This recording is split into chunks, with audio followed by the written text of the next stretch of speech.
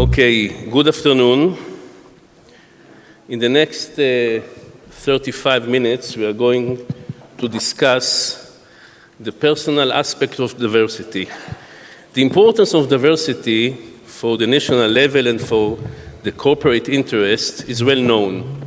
This is the reason why we decided to focus today about our personal involvement in this important subject. My name is Lempert, and I'm the chairman of MER-Group and the chairman of A200 Alumni Association. Before we start, I would like to ask my colleagues to introduce themselves. Yes, I do. Hello. Hi, my name is Jumana Hakim, and I'm a Diversity and Inclusion Community Manager at Microsoft R&D.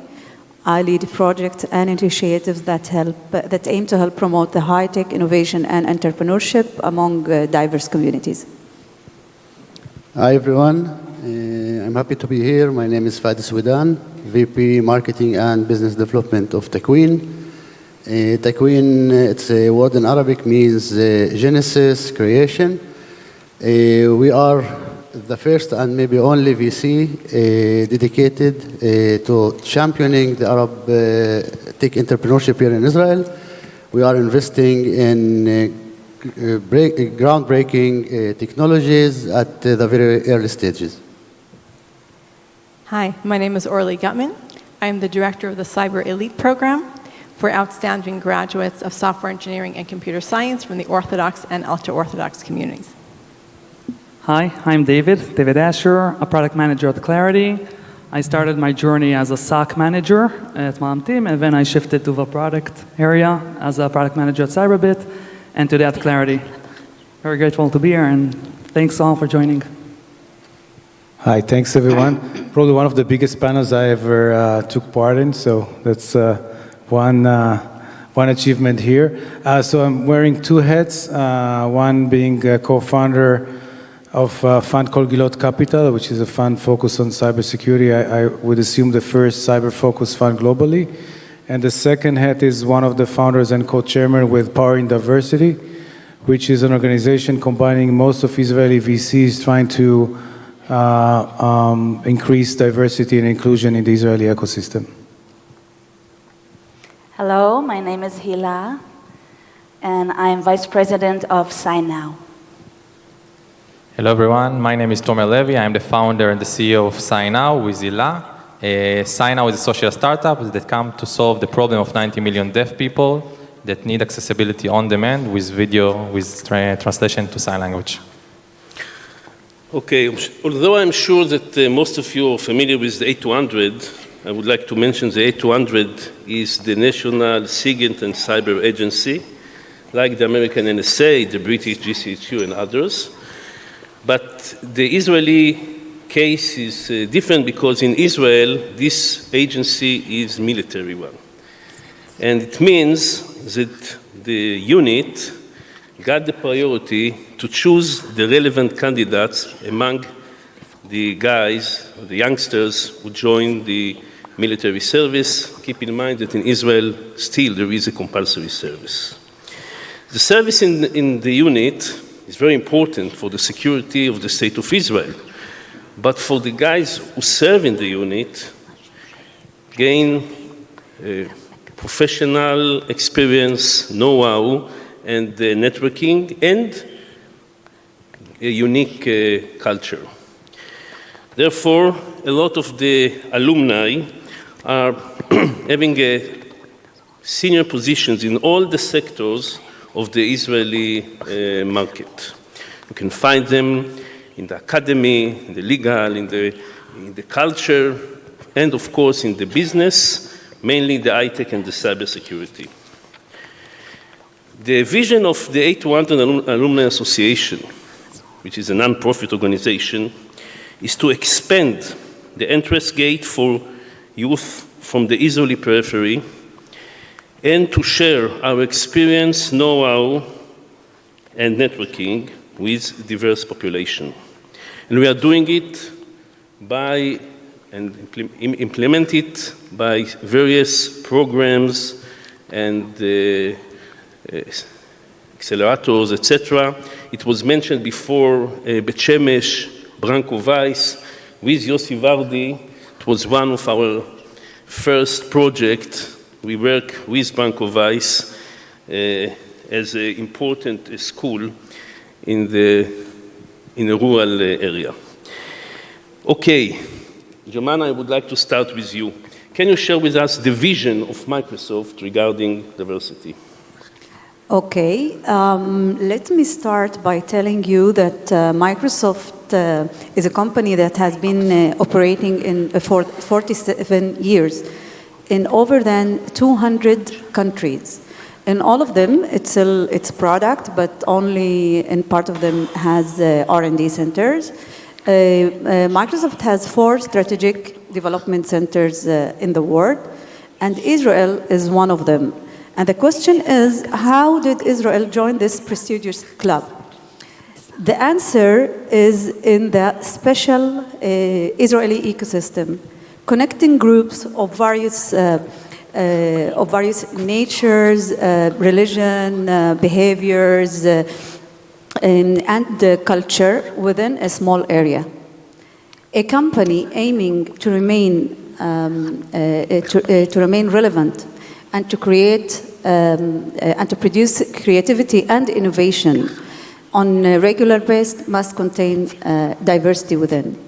Microsoft, as an international company, Microsoft believes in the value of the diversity value. The business value of diversity. We want to instill in every worker a sense of belonging, and we want to impart to every manager an understanding of the importance of diversity. It's a business interest, and since it has been shown that diverse groups do a better work. And we work to encourage, to enlarge the pool of potential workers in the high-tech industry, in part by integrating with a new population that has been absent in the field till now, and we aspire to ensure that every engineers from diverse backgrounds will come close to the relevant share of population.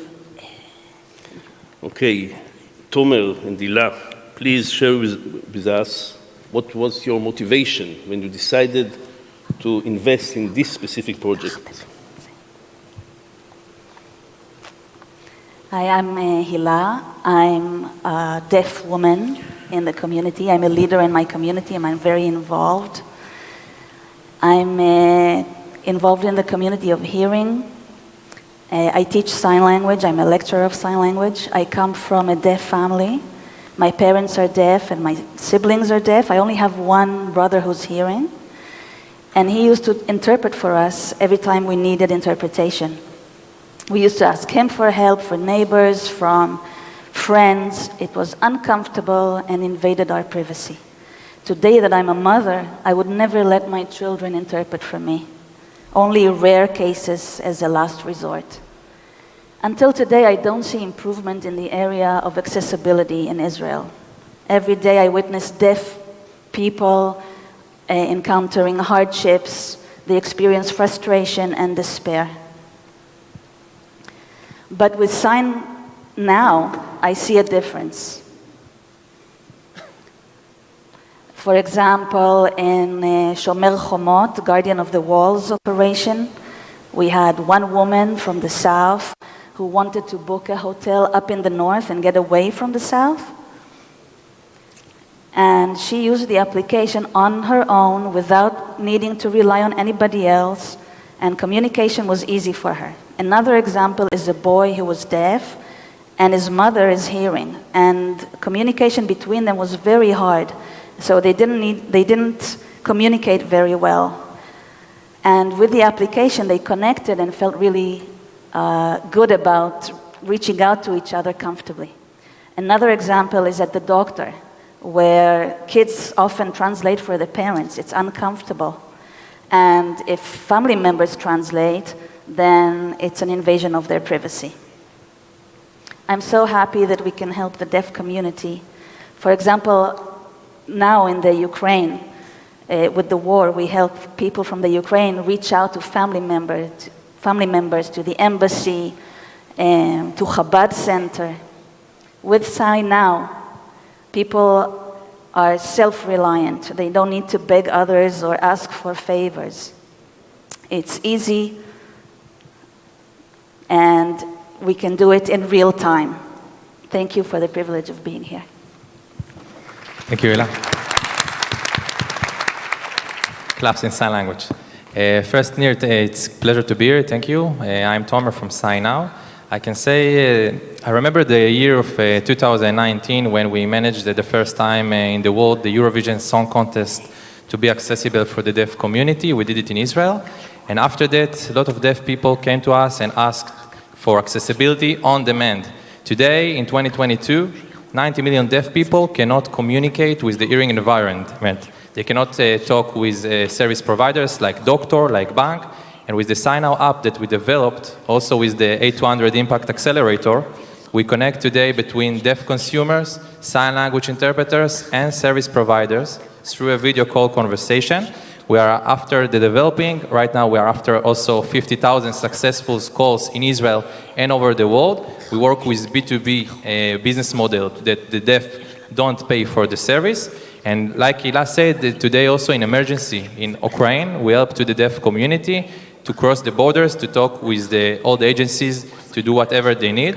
Because we have one thing from our vision that we say all the time, we do not care where you come from, we don't care about politics, we just want to help 90 million deaf people around the world. So thank you again, and a pleasure to be here. Kobi, can you tell us about the project that you mentioned, Power in Diversity? So Power in Diversity is a gathering of most VCs in Israel and most startups in Israel. And the idea, obviously, is to promote diversity. Now, there are many organizations, not enough, but there are quite a handful of organizations that help on what I would call the supply side. So help educating people to be able to be relevant for the high-tech community.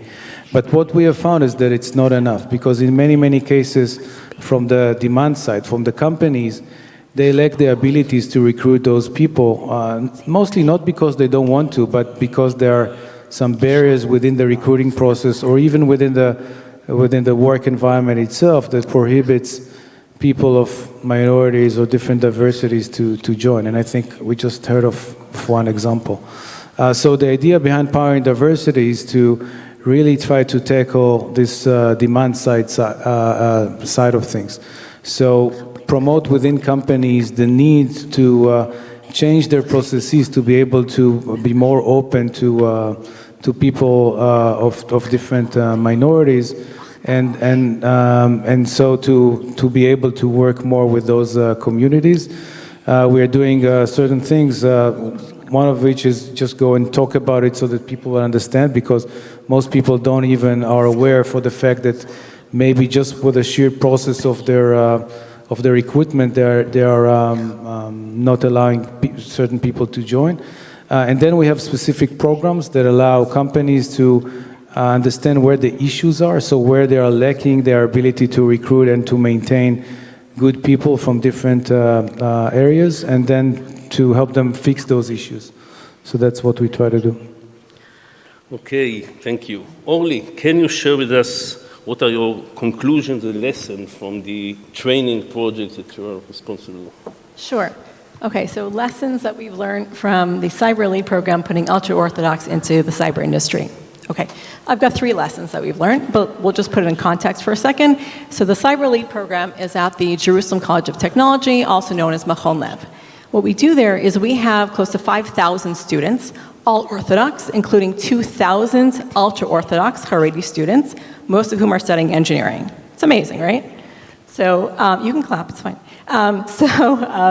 What we do is we, in the Cyber Elite program, which we've organized with the Cyber Education Program and with the International Cyber Directorate, and the Israeli Cyber Directorate and the Jerusalem municipality, what we've done is we've taken these ultra-Orthodox, outstanding engineers, okay, these graduates of computer science and engineering, the outstanding ones, and we take them for a full year after they graduate, where they're taking 2 days a week of intensive cyber training, which is malware analysis and penetration testing and vulnerabilities and exploits, for 2 days a week, and 3 days a week they're working in the cyber industry in research and development positions. It's amazing, right? So the 3 lessons are like this. 1, if you give them the exposure and the opportunity and the training in a respectful environment, they do amazing. They fly.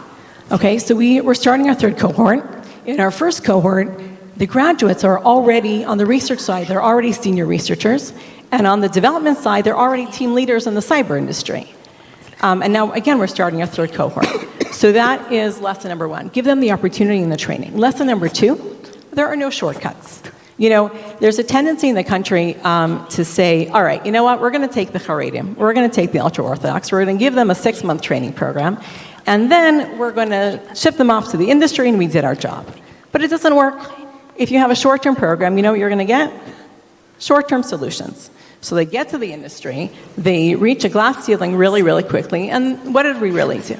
However, if you want to create systemic change, and if you want to create long-term solutions for the country and for the community, you need to have long-term programs. And that's what we do. Especially because when you're talking about Haredi men, especially Haredi men, many of them come to us not knowing multiplication or division, right? So we take them for a year. From not knowing multiplication or division, they do the highest level of math and physics and English in 1 year. They're very smart, okay? Not just saying that because I'm sitting next to one, but they're very, very smart. And then they start, 12 months after they didn't know multiplication or division, they're starting engineering degrees. Amazing. And then we take the top of the top to the cyber elite. So that's lesson number 2, no shortcuts. Lesson number 3 is that we need to invest and we need to increase this pipeline, right? So the community itself needs to take the time to invest and really study and do the most that they can do. And the country needs to understand that it needs to invest in creating systemic change, creating these long-term solutions, and that's the only way we're really going to get the community and the country where we want them to be, both for themselves and in the cyber industry. And you don't have to believe anything I've said. I'm going to invite you right now. If you are a security industry and you are a team leader or a manager of research or development, come to us on April 3rd. And we'll show you our ultra-Orthodox men and women presenting projects that they've worked on and see for yourselves how far they've come. Thank you. David, maybe you can share with us your personal perspective from this. Yeah, sure. First of all, I think really the government is working hard to insert more ultra-Orthodox to the high-tech world, and it's nice progress. I think also organizations like Kamatech that helped me personally, and also companies like Jumana, what she's doing at Microsoft, it's like really important things. But yeah, no doubt, we have a big challenge, I think, as like ultra-Orthodox people, of education. And when I'm coming with such a big gap of, you know, we're not learning English, mathematics, arithmetic, etc., and no degrees by default. So yeah, we need to work very hard to close this gap. It was very hard, like my challenge, my personal challenge, I worked like nights and days to get a lot of certificates and whatever I could to expand my knowledge in the field. But yeah, it was worth it. I could say it was worth it, so. Thank you. I think one of the main challenges, speaking about the Arab community, is how to expand the number of Arab entrepreneurs. Fadi, you have done a lot of efforts in the accelerator and in the VC. Can you tell us about your main activities? Yeah, sure. But maybe I will start with a very short personal story. After I tried and failed twice as an entrepreneur, one day while discussing this with my wife, she said, "We are living in the middle of the Nazareth Shawarma Valley and you are trying to act like we are in the Silicon Valley." I think it was a very thoughtful sentence, because it's opened my eyes to the main obstacle Arab entrepreneurs really have, which is the network, connections, and the limited access to opportunities for growth and scale. And I think the hybrid accelerator was exactly and perfect answer to this obstacle. With the A200 Alumni Association, of course, yes. I'm going to say it, okay. So we launched the hybrid at 2012 in Nazareth in partnership with the A200 Alumni NGO with the mission to find the ways how to really integrate the Arab entrepreneurs with the mainstream in Israel. At the beginning, it was like very difficult for both communities to understand what we are doing. A lot of questions were there how Arab tech entrepreneurs may work with elite, intelligence, veterans, and do startups. But I think the answers came very, very fast because we succeeded to launch more than 50 startups in 5 years. And we created more than 600 new jobs in the periphery of Israel. So I think it was a really good success story. And for me, Takwin was like the natural continuity of this work, because what we are trying to do in Takwin is to change or to diversify maybe the face of the startup nation by bringing more Arab entrepreneurs to this scene. At the same time, we are trying to empower the next generation by helping them and encouraging them to dream big, to overcome their fears and dare to compete in the arena and to deliver after that. I think we are enabling them somehow to accelerate their potential to a growth.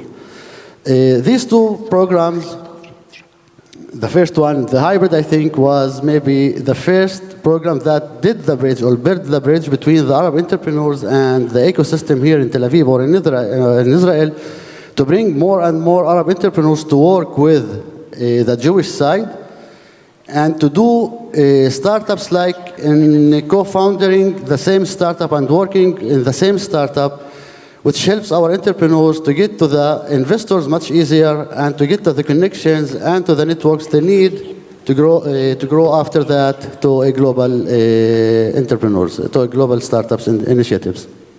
Thank you. Jumana, let's imagine that you are going to meet the young Jumana, maybe younger than 10 years. What would be your recommendation to this young lady? Okay. I would tell little young Jumana or Jumanas, young girls and boys and their parents to encourage the study of science and computer in high school and university, and to nurture the ability to dare and to take risks. I think this is very, very important to encourage them. The integration of diverse population requires educational efforts from early age. Thanks. Kobi, how you implement the vision of the power and diversity in your portfolio companies? So that's a great question. I have to admit that it's challenging because most of our investments are fairly early. So if you invest in 2-3 folks and they want to run very, very quickly, and most of them, like just like in the cliche, right? Most of them come from 80 to 100 and they want to bring all the people that work with them. It's tough. I think, as said before, the first step is making them aware. And what I'm happy to see that now, actually, in most of the board meetings or meetings that we have with those companies, when they talk about recruiting, they would say themselves, we did not recruit enough people that are of minorities or of diverse backgrounds. So again, that's the first step, is making them aware of the importance of creating their organization more open and more welcome to other types of people. So I think that's the first step. And then again, providing them tools, so making them understand where they need to put more effort in terms to be able to bring other people. People used to say in the past, we don't care. We like to bring everyone, so we have the same process to bring. Doesn't matter if this person comes from Tel Aviv or comes from some other place, if it's a man or a woman or ultra-Orthodox or whatever, but this is just not the case. You need to make a special effort, and this is the first step. Thanks. To summarize our panel, I would like to ask each of you to tell the audience what do you want them to take with them after our panel. Please. Okay, so one thing that we do in SciNow is a methodology that say that from the dev to the dev. It's very important in every place, in a startup, in every VC to make the process with the consumers, first to understand the need, what is the real need, and second, how to go with that, after that, to the whole community. By the way, this is one of the reasons that Hila is our VP, as a deaf woman. She's a leader. She understands much more than me the needs of the deaf community, and she knows how to say it much better to those communities. Please, Hila. I would like to add that it's very important to incorporate and to integrate deaf people and with diverse abilities in our communities. Our vision is more accessibility and more integration. So I would say I'm super optimistic. I think we have a great ecosystem here for startups, for cyber, for startups in general, for high tech. And the only missing part is to have enough manpower. And I think if we will be able to leverage the entire population of this country, it's a great win-win, because we'll have the manpower, and also at the same time there'll be more and more parts of the Israeli population taking part of it. So I'm super optimistic, and if together with everyone, if we'll be more open and will allow ourselves to do that, I think we'll be in an even better place. Thank you. David, please. Yeah, lately I helped a friend to enter the cyber world, and when he got his first job, I said to him, congratulations, you became now an influencer. And by meaning that, I mean, like, how did I come to my job? How did I enter high-tech? And it's a simple answer. It's my wife, that she is a successful product designer at Google, and she introduced me and, asked me to enter also high-tech. And who influenced on her? Her sister, that she was a product manager at Madame Team, and her sister was influenced by another sister, older sister, that she is a programmer actually in Microsoft. And she was influenced by a neighbor, that she was the only developer in the entire neighborhood of 10,000 people, the only programmer. So it's all about influencing, and it's all about if someone here in the crowd is from a minority population or from a diverse population, you worked hard, you finally got your first job. Now it's time to go back to your family, go back to your friends, and be inspiration. Thanks. Amazing. Totally agree. So what do I want to say to the audience? If in the audience out there we have ultra-Orthodox or Orthodox men and women, you can do it. Invest the time and the energy, you can be amazing. Come talk to me, happy to talk to you. If there are cyber companies out there, do your part. Come talk to me, all right? And we'll bring you the talent from the Orthodox and ultra-Orthodox community. For the people here from the National Cyber Directorate and the country and the Innovation Authority, thank you so much for your support up until this point. Let's keep working together to get this amazing population into high tech in the cyber industry. My sentence is like, support your communities to dream, dare, compete, and deliver, and you will see the achievements, the great achievements coming very soon at the global, national, and communal levels. Just to add last thing, I really ask all of engineers from diverse backgrounds to make use of your network for the sake of others. Thank you. Thank you. Okay, I believe that this is the real natural resources of the State of Israel. So let's work together in order to use these resources for the future of our society. So thank you very much, and please In May now there are specific panels zooming on the specific groups. Thank you.